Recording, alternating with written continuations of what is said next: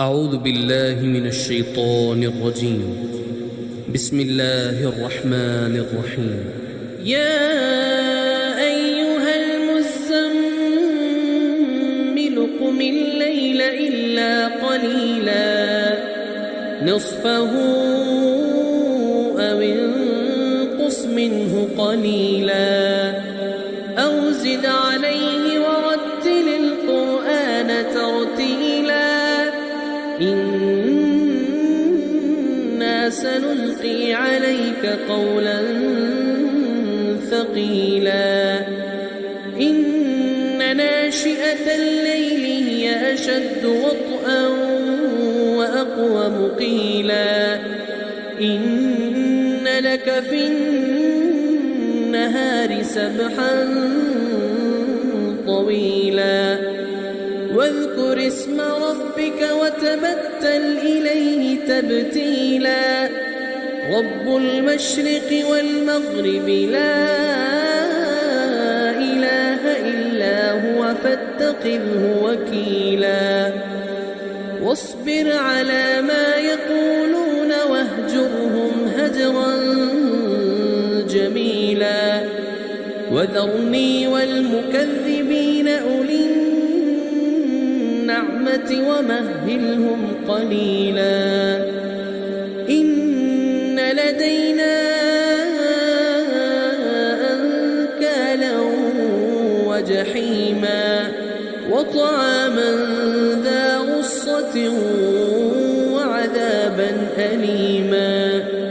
يوم ترجف الأرض والجبال وكانت الجبال كثيبا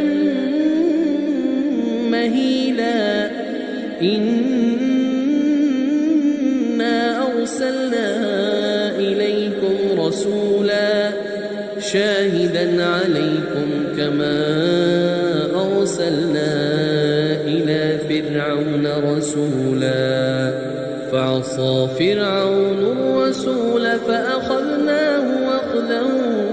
وبيلا فكيف تتقون إن كفرتم يوما يجعل الولدان شيبا السماء منفطر به كان وعده مفعولا إن هذه تذكرة فمن شاء اتخذ إلى ربه سبيلا إن ربك يعلم أنك تقوم أدنى من ثلثي الليل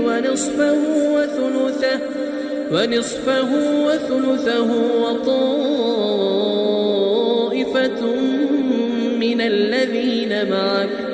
والله يقدر الليل والنهار علم أن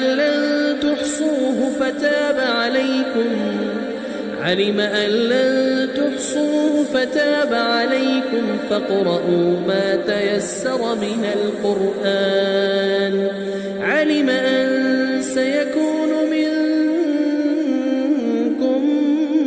مرضى وآخرون يضربون في الأرض يبتغون من فضل الله وآخرون يقاتلون في سبيل الله فاقرؤوا ما تيسر منه وأقيموا الصلاة وآتوا الزكاة وأقرضوا الله قرضا حسنا وما تقدموا لأنفسكم من خير تجدوه عند الله هو خيرا وأعظم أجرا واستغفروا الله